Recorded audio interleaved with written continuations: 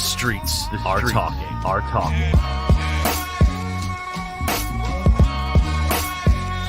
You are now listening to The Box Out, Tri-State area basketball talk at its best. And now your hosts, Kahlil Thomas and Jason Cordner. Let's get it.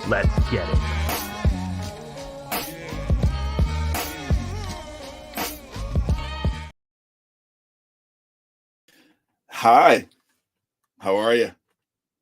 Good to see you. Good to be back. Hola, ¿cómo está ustedes? Welcome to The Box Out, back here on YouTube. This is the One Podcast Network YouTube channel. My name is Kahlil Thomas, the co-founder, co-CEO, whatever you want to call it, of the One Podcast Network. Thank you so much for watching here on YouTube. This is our first show officially on YouTube, our own YouTube channel, not anyone else's. No one's. This is ours. This is where you're going to see The Box Out week in, week out for months, years, centuries, millenniums, whatever. You're also going to see other shows like Moody Irish Guy, the other co-CEO that we have, Tom. Live Free Laugh Hard is a comedy show that me and Tom do as well, where we talk about different comedians, what made them funny, and if they're not funny anymore, why aren't they funny? So that's what we're doing here. That's what we're doing now.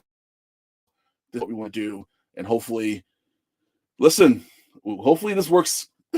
we got nothing else. We've been doing this for 6 years. We want this to work out. Bruce, you're in. What's up, Bruce? Long time. Welcome back. Thank you. The goats have returned to YouTube. I wouldn't call us the goat. Yeah, I'll say the goats. I appreciate that. Thank you. So Hazel Schooling here in take that again. Here in the New York, New Jersey area, the Knicks. Thank God. They get past the Cleveland Cavaliers 4-1 in the first round of the NBA playoffs. They make it to the semifinals where they were faced the Miami Heat, a matchup that I really, really wanted. Now, you would think that Miami gives us trouble, right? We had a lot of tough games with Miami.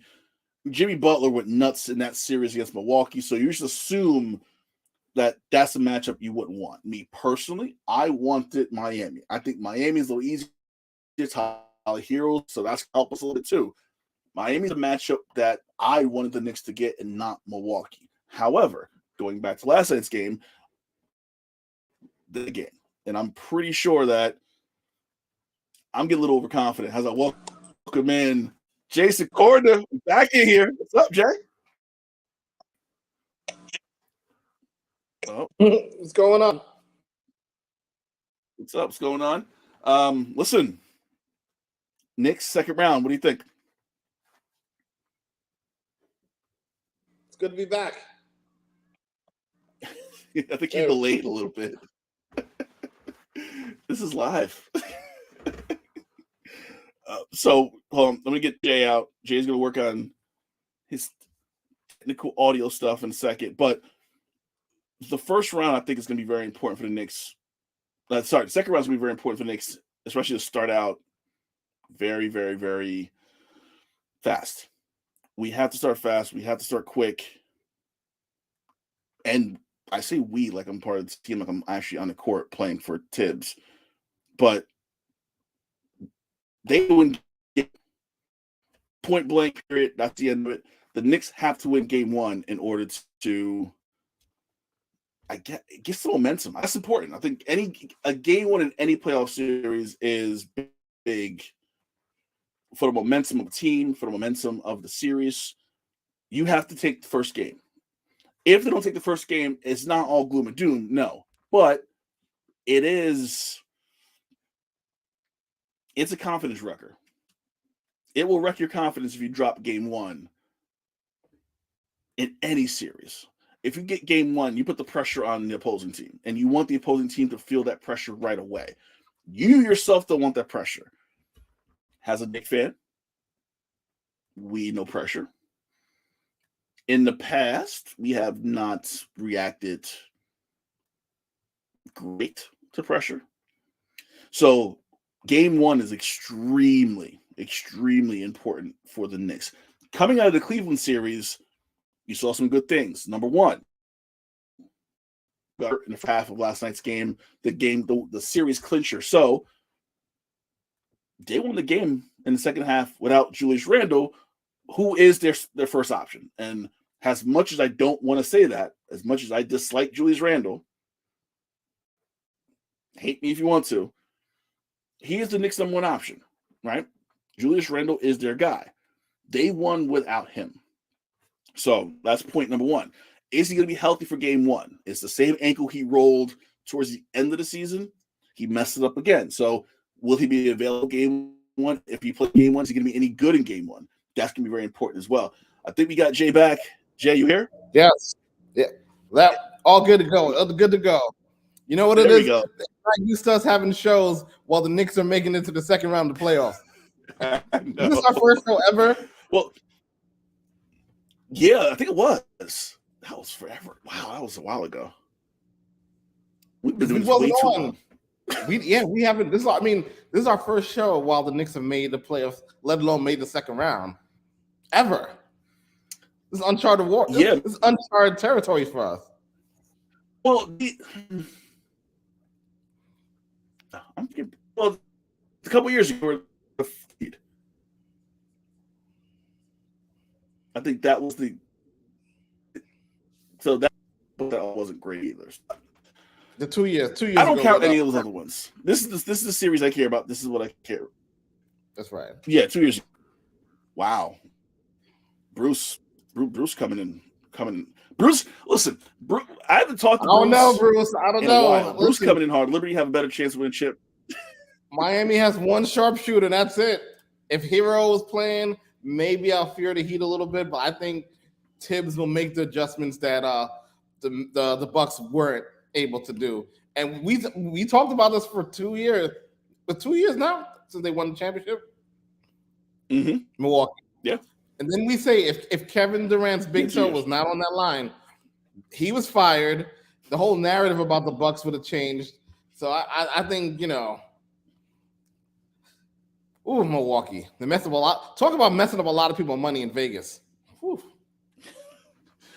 Well, I was talking about the Knicks game last night and how they didn't have Randall in the second half. So that showed that maybe they don't need Julius. Mitchell Robinson's playing out of his mind right now. So can that continue? Those two things, not having Randall and maybe not having Randall in game one, or even not having kind of a healthy Randall, and Mitchell Robinson playing like the Mitch we know he could be. Mm-hmm. What does the semifinal round look like to you? Because I think game one, I said before, game one is probably the most important game of the series, one no matter what. I agree, but I think the Knicks have enough pieces to take this series in 6. I think even if Randall can't go, I think Obi will have his way on the boards. It's just going to be intriguing to see Mitch and Bam bang each other in the paint. But other than that, I don't see no one else on Miami that's going to really test the Knicks on the boards. Lowry, I'm not worried about. I'm curious to see what Miami is going to do for Brunson. I'm curious to see what the scheme is going to be for that. But I think Hart's going to have a big series. I think RJ continues to build his confidence. He's more of an X factor than Randall in this series. I think if RJ comes and plays the way he plays the last 3 games, the Knicks should handle business in 6. Yeah, I think that's important too. RJ, and he's been very maligned this year. He signed the extension. We didn't trade him for Donovan Mitchell, so that was a big thing. He signed the extension after we said, you know what? RJ's our guy. We're going to keep him. I think that pressure, might have got to him this season. I think the last games against Cleveland, that Cleveland series, you saw the RJ that the Knicks paid, and that's what they wanted. So I think our X factor. I also think, listen, coaching. Tibbs has been doing a really good job coaching that first, especially down a stretch in the regular season too. Spoelstra is a man-child when it comes to coaching. He has so much experience. He can do so many things and make adjustments like crazy. I think it's going to be a battle between Spoelstra and Tibbs to see whose adjustments work. Because Tibbs is not an adjustment guy. Tibbs just kind of rolls with what he got. Beat me. I think that's a big X factor too. And what coach can make the changes they need if they need them. I agree. But I completely forgot about another X factor this whole series. Jimmy Butler and his relationship with Thibodeau. He followed Thibodeau twice, Chicago and in Minnesota. He might, if Tibbs is the cerebral assassin, I think he is. I think he has a kill switch for Butler. I think he's going to switch off. We're going to see Hart. We're going to see Grimes. We're going to see Quickly. We're going to see everybody but Brunson to keep Brunson out of foul trouble. But he's definitely going to throw bodies at him. Well, I want to go back to the Miami series too, because if you listen to the Michael Kay show in New York City, they made a big deal today about Giannis kind of going off and saying this season was not a disappointment. It was just, it just happened. They lost. They're 1 seed, lost to an 8 seed. It's not a disappointment. It's okay. It's all good. What do you think about that? Because I think Giannis is just a different type of person where losses don't really get to him a whole bunch. But if you were a fan, it's not from this country. Exactly. So if you're a fan of Milwaukee and you hear Giannis, it's not a disappointment. It happens. It's just a building block. How would you feel right now? I'll feel two ways about it. One, it was a disappointment. He was completely off about that. Not only can we think about it, we think about the Knicks in '99. That was a shortened season, and that was 7 games. You think about the Nuggets in '94 against the Supersonics. That was 5-game series back then. Either way, this was done. Yeah. This was a gentleman's sweep. We've never seen this happen to a number 1 seed, the number 1 overall seed in the NBA playoffs. So for that, I'll definitely say it was a failure. The way Giannis handled it, it was great because you got to think he's not American. He's not accustomed to AAU ball or coming up through, the inner cities and moving his way up. He's already established generational wealth. So in the back of his mind, he's looking at it. He's looking at the league a little differently. He's looking at the league maybe as a means to an end. So I would give him the benefit of the doubt. I thought he was going to snap. I thought he was going to snap last night, but he didn't. He held it in, and he gave a great reason to why he felt it wasn't a failure. Everyone else, it was a failure. I'm pretty sure our management above thought it was a failure. And it's a learning process for Giannis, but he's got to work on a jump shot. He's got to be more consistent with a jump shot because, to me, he's a liability down the stretch. Even with their horses, even with Middleton and everybody else, they could not establish Giannis in the paint. And if you can't establish in the paint, he's going to try to bulldoze his way through, and everybody knows that. So how did you feel about the last possession? Do you feel like they should have called a timeout? I know the coach said he didn't think about it, but do you think that's would have probably been a better play? Well, okay, let's be honest, okay? Mike Budenholzer doesn't have a job. We texted last night. You said that championship bought him some time. It really did. Said exactly 2 years. Exactly 2 years. His 2 years are up. He doesn't have a job. I think they should have called a timeout. Would the timeout done anything? Would have worked? Probably not. Better question. What was more egregious, that last possession or the fact that no one boxed out Jimmy at the end of regulation? The fact that no one boxed out Jimmy Butler at the end of regulation. That was... I've never seen... One-handed. I've never seen 2 players surrounding another player and they both looked flat-footed like they didn't know what was going to happen. Like, it seemed like that play was developing. You saw it about to happen, and both Milwaukee defenders just kind of stood there, like, surprised at what was about to happen. It was the weirdest thing. Once that happened, I was like, this series is over. Because if Milwaukee won last night, going back to Miami for Game 6, I think Milwaukee would win Game 6, force the Game 7 back to Milwaukee. Once that tip-in happened, I knew game over. It was done. And now Milwaukee will be looking for a new head coach. Maybe Nick Nurse. He's available. If I was what you call it, maybe what's the name? The Nets are old coach. Not Nash, the one before that. Kenny Atkins. I feel like that seems old for Kenny. I feel like Kenny wants what he had in Brooklyn. He wants a young team, young hungry team who is trying to learn how to play the game. That's the Charlotte, a Brooklyn now. A Brooklyn Nets team. The Brooklyn Nets right now would be the perfect spot for Kenny Atkinson right now. That was a tough. I'm not saying fired to watch. Yeah, but I'm not saying Jacques Vaughn should lose his job. I'm not saying that at all. But I think that's the perfect job for Kenny Atkinson. He needs a team like that. That's these random pieces of guys, and it's like, all right, we're gonna make this work and somehow configure all of this together. Knicks, you said Knicks in 6 earlier, correct? Yep. Mm-hmm. I think it might not even go 6. Bruce? To be honest with you, it might be 5. I have a strong feeling that the Knicks are gonna. Whoa!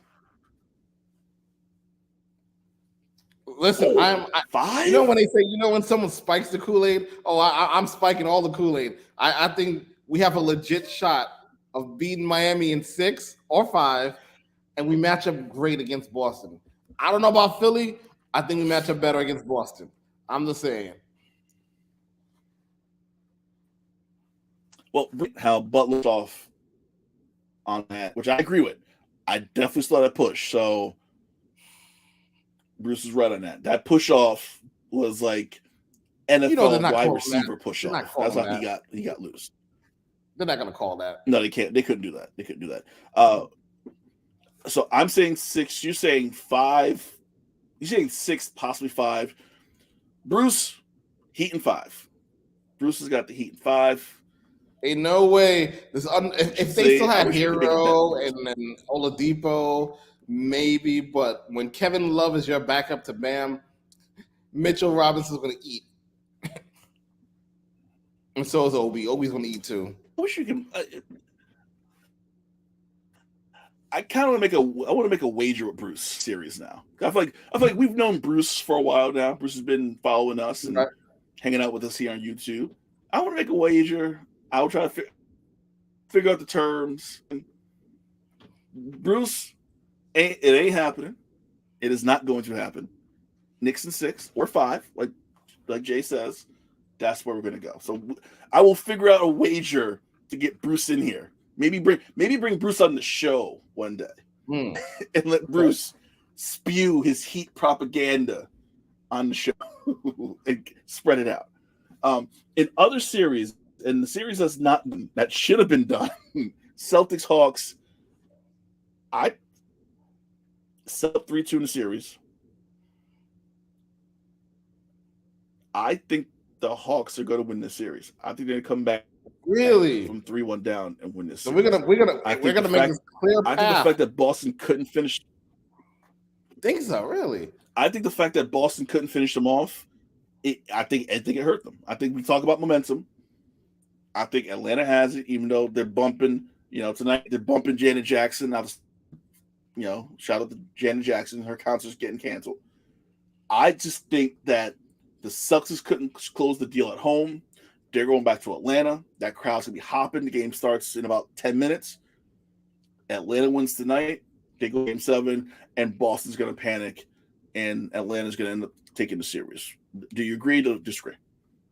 I think Boston. I think Boston wraps it up tonight only because they saw what happened with Milwaukee, and I feel like they're looking at the chops. Like, you know what, Milwaukee, the one team that pushed us to a game 7 last year, is no longer an obstacle. So I think they need. Well, you know what? If what's his name was still coaching, they would have won. They would have wrapped the series up. So I can see Trey going off for one more night. I can see that happening. But I'm going to say Boston wraps it up tonight. Wait. So you're saying if Ime Udoka was still coaching, the series is over. Over. The series would have been over in Boston, and Janet would have performed tonight. Shout out to Ime Udoka in the universe. Shout out to Ime Udoka. Yep. Well, here's my question to you. You kind of assume that, and obviously they make these plans in advance for concerts and who's going to be playing in different arenas. I think that maybe the Hawks will still be in the playoffs, and you double book the Atlanta arena for Hawks and Janet Jackson. You didn't think that maybe you should have we probably should have figured this out sooner, because I don't know what the whole situation is now. I don't know if it's postponed, if it's going to happen, blah, blah, blah. I'm just trying to figure out that they might have any confidence in. It might happen again to Janet, because if the Knicks makes the Eastern Conference Finals, I think her concert is coming up on like the 9th or 8th at the Garden. So she might get bumped again. Poor Janet. Sorry, Miss Jackson. Yeah, maybe the Hawks were going to advance this far. That's my assumption. It's like, yeah, that ain't happening. Don't worry about it. We good. Cool. Don't worry about it. I think I texted you about this yesterday. Yeah, this is also an indictment of how the play-in tournament actually works. You know, no one thought the Hawks would have beat the Heat. No one assumed the Hawks would have beat the Heat in that one game for the 7th seed, and they did. Yeah, and we're gonna get the Dallas is tanked and did it out of spite, but you look at the Lakers, right? The Lakers, they're up 3-2. They lost last night, but they got through their play-in game. They beat Minnesota. Mm-hmm. Now they're ahead of Memphis.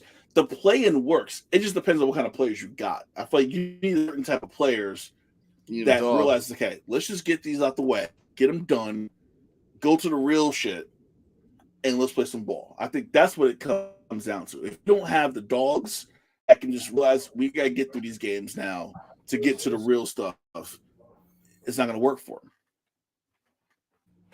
No, I agree. So, I thought Chicago would have made noise.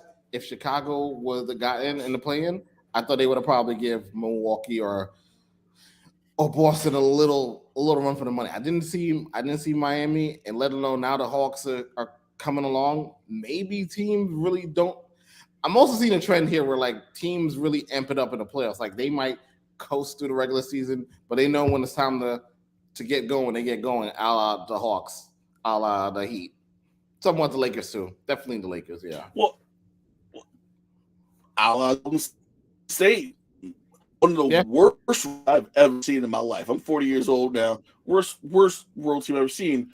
But they got that switch. They clicked on the playoffs. They're up now. Their series. They're up Golden State for game 6. But Golden State is the prime example of that. And I think that's Golden State or Sacramento. I think Sacramento's done. Really? I don't know if they could. I don't know.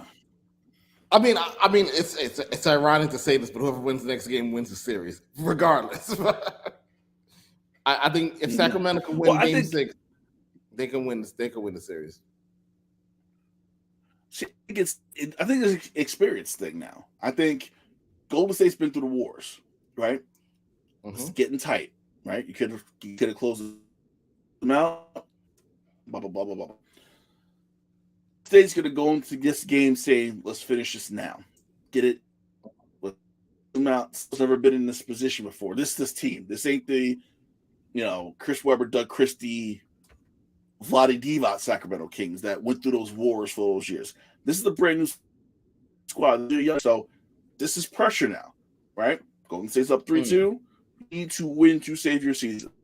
Do you have enough confidence? Do you have enough maturity? Barnes moved to a Golden State early on in that dynasty.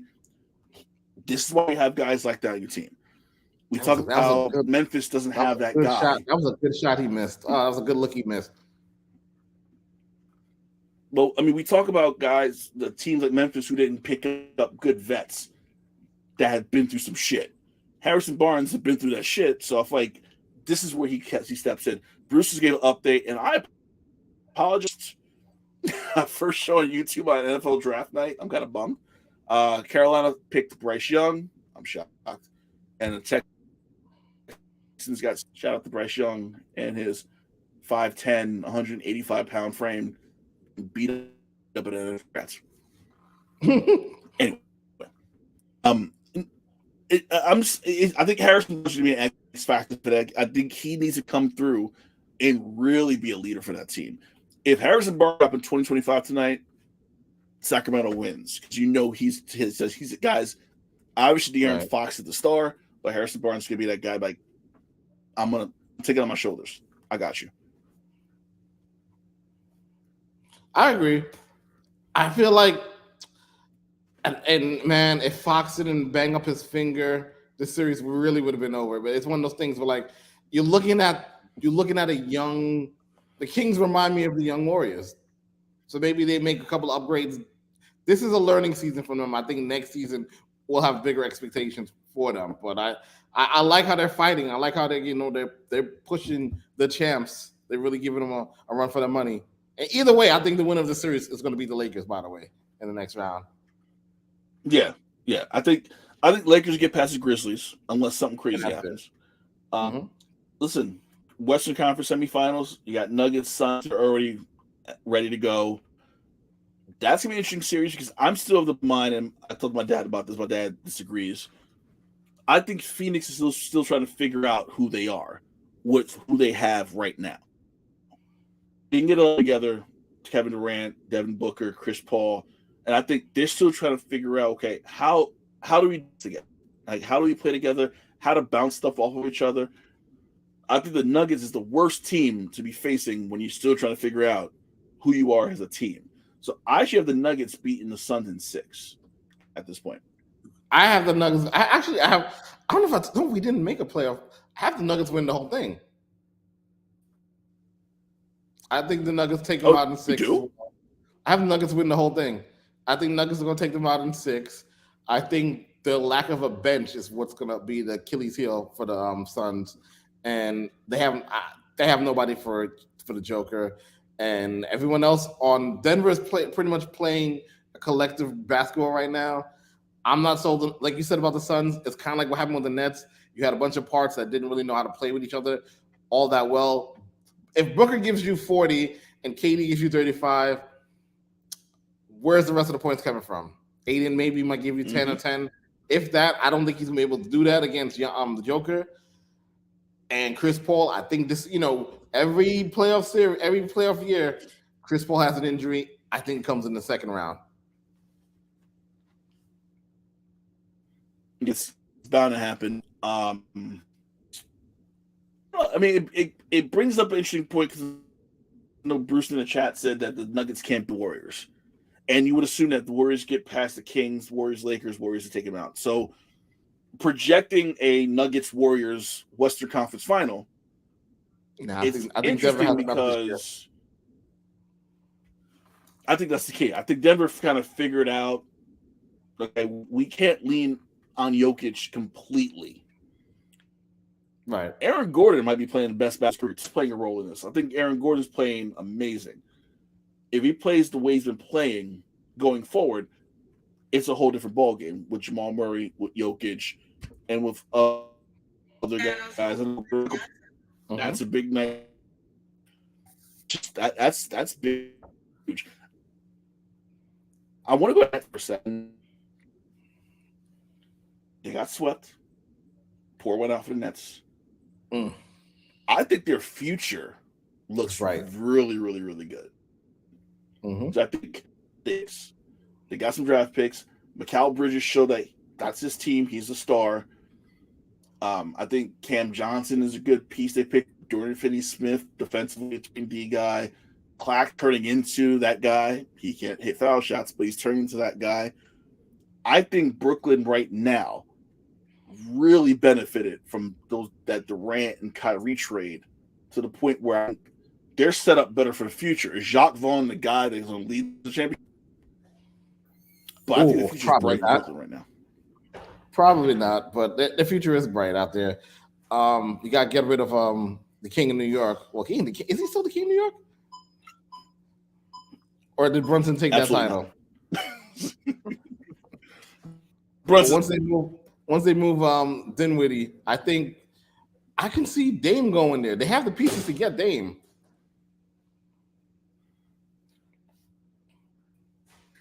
Would Dame be able to play with Bridges, though? You think their games are complementary enough to work? I think so.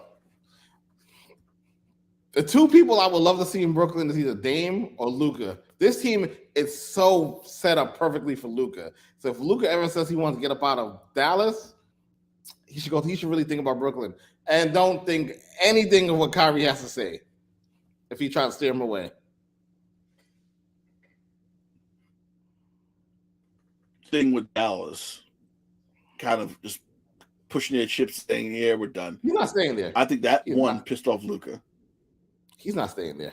He had no intention. Mark Cuban say all the shit he wants about wanting to keep Kyrie and blah, blah. Mm-hmm. Mark Cuban does not want that headache long term, 3-4 years in Dallas. And Dallas don't want that. Texas does not want Kyrie Irving. So let him go to LA and call it a day. Mm-hmm. I'll tell you, I feel like Luka is on the way out. You think okay, that's okay. I'm glad you said that. Do you ask for a trade? Or do you think that, Matt, you know what? This ain't gonna work. Let's preemptively look for a trade partner to kind of start this over again. I think he's gonna ask for a trade, but it's probably in the best interest of both parties. Because I think Dallas really needs to hit the reset. It's not gonna work. Kind of like you know what? They didn't even try. Like, look at the Hawks. Look, I felt like for the last 3 months, I was hearing about how they want to trade Trae Young.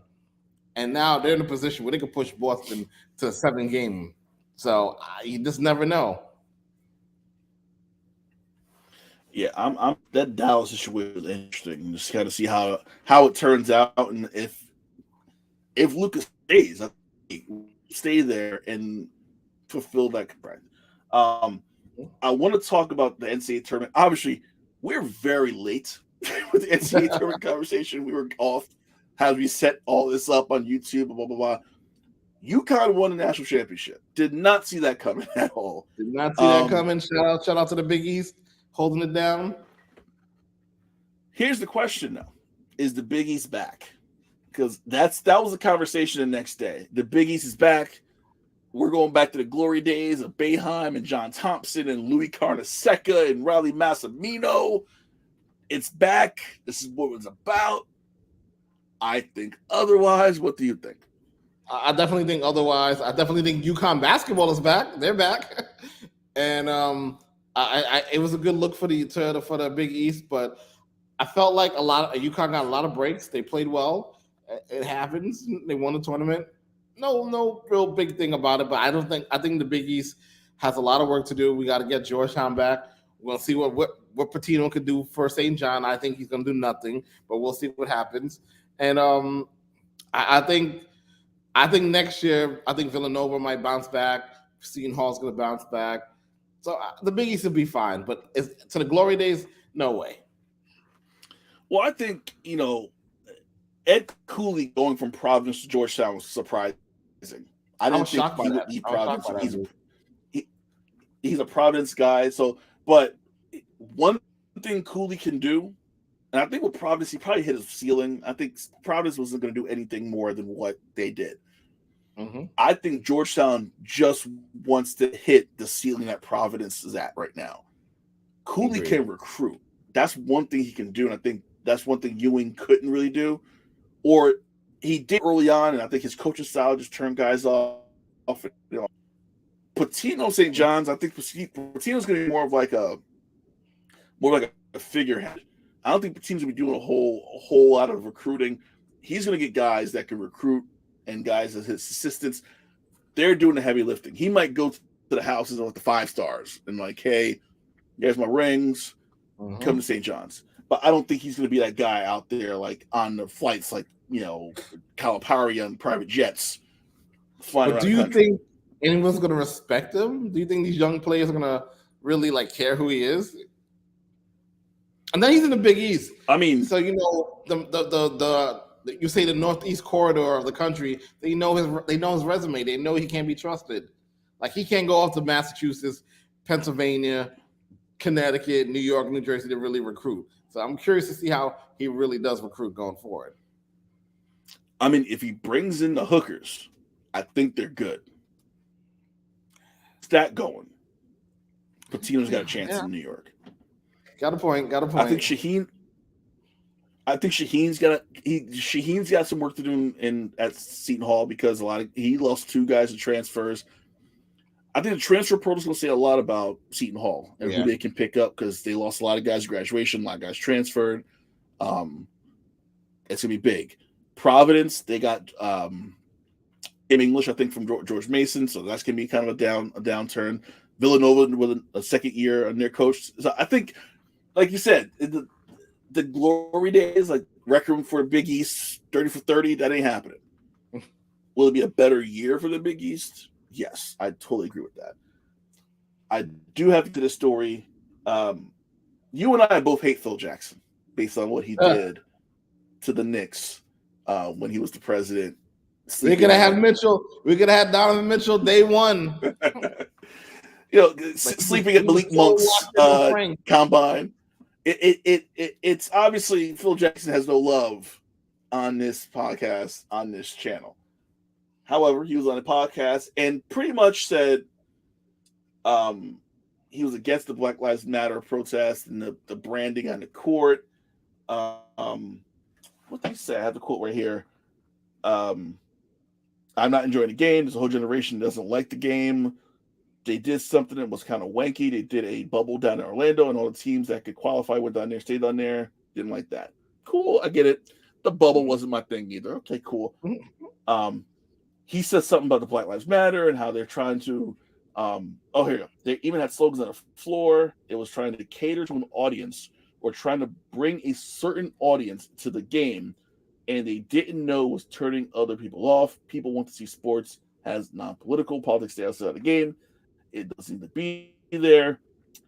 He says something about they made a funny thing like the players had justice and equality in the backs of the jerseys and justice with the basket, equal opportunity knocked him down, and his grandkids thought it was funny that justice knocked down equal.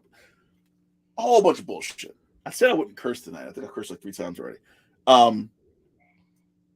Is Phil Jackson who we think he is? Because I think all kind of felt it when, especially the whole LeBron, what do you say, posse thing years and years ago. Yeah. Is Phil Jackson's reputation officially shot now at this point? It's if it's not shot, it's on life support. But he's definitely out of. He's the definition of the old man on get off my lawn.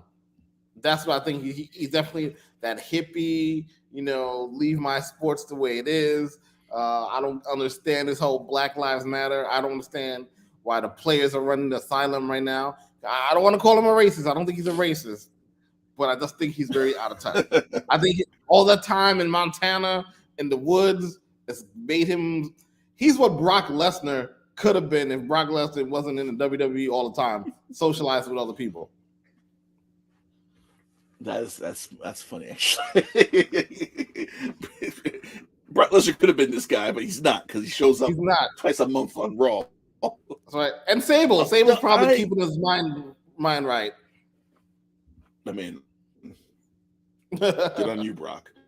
No, like you said, I'm not gonna call him racist. I'm not gonna do that. I think Jalen Rose said it best. Jalen was like, you are who we thought you were, and that's all he said. And I'm like, enough said. Like, you don't have to say nothing else. I'm like, you made your money. You got your champions on the backs of. It wasn't on Bill Wennington. It wasn't. Sorry, I gotta. No. Bill is Hulk Hogan. No. I don't think we'll ever hear. No. I don't know about that. I think Hogan's the next. Nah. And Hogan's a Floridian, so there you go. Yeah, I mean, Florida's a whole different conversation. What happens down there?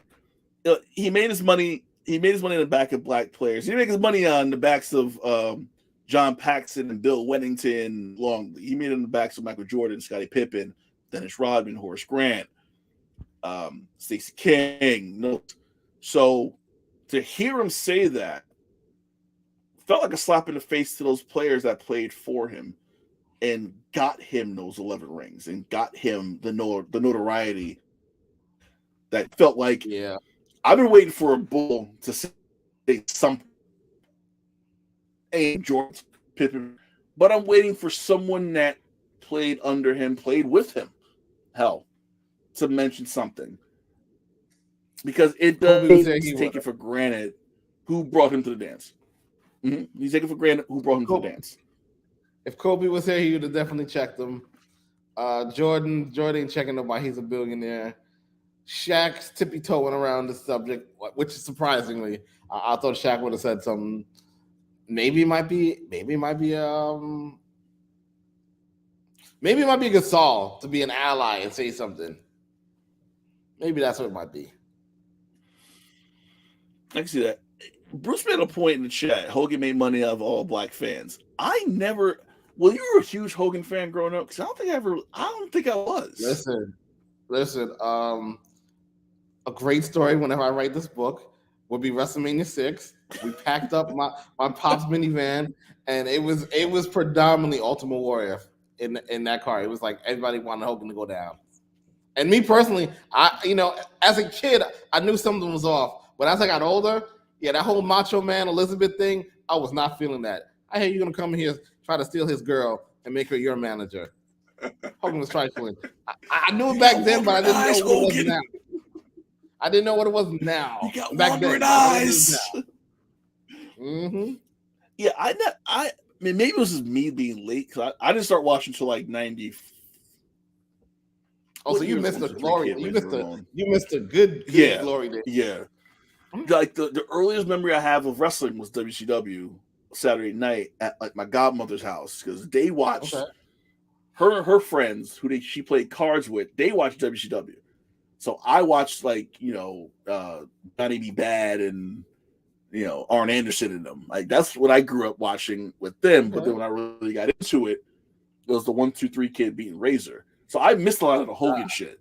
You missed the Hogan shit. I got Hogan. You didn't miss much. I got the NWO Hogan. That was like, I'm a Hall of Nash guy. Anyway, so Phil sucks is what we're saying at this point. Phil's miserable. WNBA, I want to talk a little bit about that because the draft was a couple weeks ago. They made big news. They signed a contract with Scripps Networks, who owns ION. They're showing Friday night games. Obviously, they re-upped with ESPN. They have some games at ESPN, ABC, and their entire playoff run is going to be on ESPN and ABC. They still have their regional networks with locally, blah blah blah.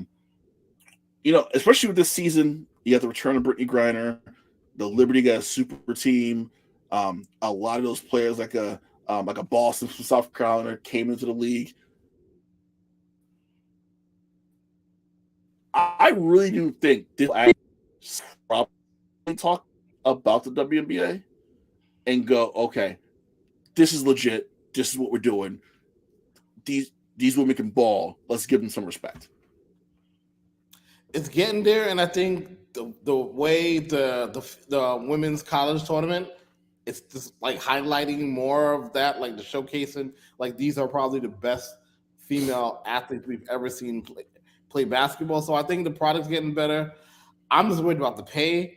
I think they finalized commercial flights again, so now they're gonna have charter flights. So that's long overdue. But I think charter flights only for the only for the playoffs. Is it only for the playoffs?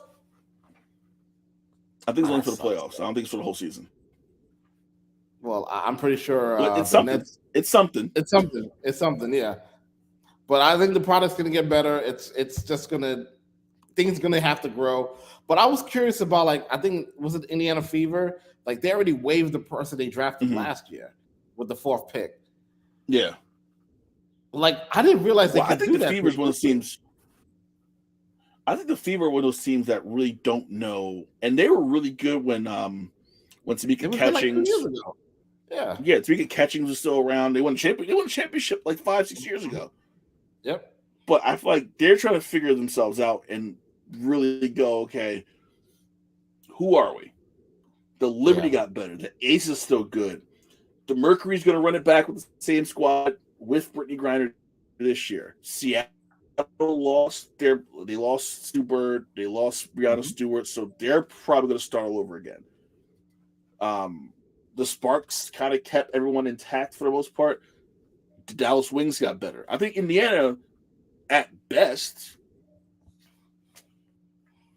team in the league right now, and I think they know that. So I think they're like, we got to do something. Let's figure this out, which went into them cutting the 4th overall pick from last year. So I think they don't know what the hell they're really doing in Indiana. It's the long story short, they don't know what's going on. It's a troubling time, but I think we're probably like probably 2 years away from the NBA expanding, and I'm curious to see which teams come back, or do we get a new incarnation of another team somewhere else. I want them to bring back the Houston Comets or the Sacramento Monarchs. Those are my two selections. Not the Detroit Shock. You don't want the Detroit Shock back. No, not at all. Thank you, Bruce. Bruce said Indiana's title is 2012, so even further away than we thought. The 2012 is their title. Yeah, they've been bad for a while now. It's pretty bad. I will say, it felt big. It felt a lot bigger than it has in recent years. It felt like a big deal. ESPN was all in on it. They weren't on for like a half hour. Like, hey, let's go to, the 30 for 30 about baseballs. Like, all right, they stayed with it. The coverage was really good. I think ESPN. I think Scripps too. The Friday night thing is kind of cool. Where there's a Friday night WNBA game on Ion television. Ion is where you go see like old episodes of like Criminal Minds and shit like that. They actually going to start showing sports on their network. That's a really big thing. I think ESPN is going to be kind of the linchpin to how big the league can get. I think they need more games at ESPN. They need more games at ABC. I think them having the national championship game, the women's national championship game on ABC in the afternoon, on a Sunday afternoon, was big. And you got a huge at LSU. You had Caitlin Clark. So it was there was a lot happening in that game, but I think they drew like 2.5, 3 million viewers. God damn. That's a lot for women's basketball. Yeah. It could be big. However, I will say this. The Liberty has to win. There needs to be a villain. They have to be the villain. They have likable parts, though. That's the problem. But they're super teams. You don't like super teams. You don't like super teams here. Well, considering there was one of that same building a couple years ago. Yep. This just happens again. Mr. Styles P, what's going on? Thanks for tuning in. I think the Liberty has us get off to a crazy good start. 12-3, smoking people like 20. Now you got the villain, and then the baby face is going to be the Wings, young upstart Wings, grizzled veteran aces who grinded their way back to. They need that. That's a storyline, and I know basketball sports storylines kind of sometimes are not necessary. I think they need this one. Okay. I agree. I don't want to become like crazy, but I find nothing wrong with it. I find absolutely nothing wrong with it. I want to talk about something in college football that kind of applies to college basketball. Deion Sanders in Colorado, they had the spring game on ESPN, sold out. It was snowing. He was in a cowboy hat. It was crazy. The very next day, 20 players into the transfer portal from that game. They played in the spring game for Colorado for Deion and went right into the transfer portal the next day. Now, college sports in general, the transfer portal is just, I think it's a good thing. I think it's becoming an issue. Is the transfer portal good in college sports? Because I think given the option, coaches leave whenever they want. College coaches jump job to job. Players should have the same opportunity, but is it getting to the point where it's becoming too much? Since we're gonna talk about football real quick, I'm gonna say it's not becoming too much. Coaches do it all the time. Players need to do that. I was just thinking about Lamar Jackson has got paid today, and literally right before him, Jalen Hurts was the highest paid quarterback. Jalen Hurts, who lost his job to Tua, transferred, had a great season at Oklahoma. Had that not happened, he might not be where he's at today. Even though he lost his starting job, And if you look at his record in the pros, he's actually a better pro than Tua. Tua was. So it's one of those things where it's like sometimes you got to get up under that shadow. Cam did the same thing under what's his name? Tebow. Florida. Tebow, yeah. Florida under Tebow. So it's one of those things. That, hey, listen, if it benefits you and it benefits the system, if you feel like like a Duke or North Carolina or any of these other programs in basketball or any sport, if you feel like you have an opportunity to shine somewhere else in a better program, go for it. Coaches do it all the time and get paid very hefty. Styles P, players going to jump ship for a college title. It's just like the NBA. I agree. Listen, you win a title or get close because the bigger the program, the more eyes you're going to get for draft time or G League time, or whatever case. So obviously, you're looking at not just the chip, but you're looking at, okay, am I going to get more eyes on me playing at Wichita State or playing, terrible example, Purdue or UConn, Seton Hall, Syracuse, whatever. So it's I get it, but I feel it's just too many moving parts, and they want the transfer portal just to be limited to like one section of the year. Right after the season's over, you get 1 month and that's it. I think that might be better because right now it's this open and NIL thing, which I love. I love the fact that they're getting paid. I'm good with that. They're making a big. Are you good? Are you good with the WNBA players making less than some college students? That I don't like. That's a problem. That's a problem right there. But it's huge. And the guys are getting paid to go to the school. It is what it is. I will never sit here and tell people not to make that money. However, if you're gonna go somewhere, and I'm a loyalty person. If you're gonna go somewhere, stay somewhere. Now, if you commit, you commit. If you don't want to stay there, then don't go there. It makes no sense. That's my only issue with the transfer portal, because guys just jump from place to place. Haley Van Lilith from Louisville is going to LSU. She led Louisville to a good season. Now she's jumping to LSU because LSU won a title. So she's like, I'm gonna hop on that bandwagon, try to win. Like, why won't you try to build something in Louisville? Why you gotta leave and go to LSU? Yeah. Like, what's the point? Good point. That's my only issue. Jay, as always, great show. Good to be back. Likewise. So we will be back next week, next Thursday, here on the One Podcast Network YouTube channel. Episodes of our old shows, Jason and I, episodes of Live Free and Laugh Hard. I'm going to put up the Patrice O'Neal episode tomorrow, the Bill Cosby episode this weekend for you to listen to and gotta check that out.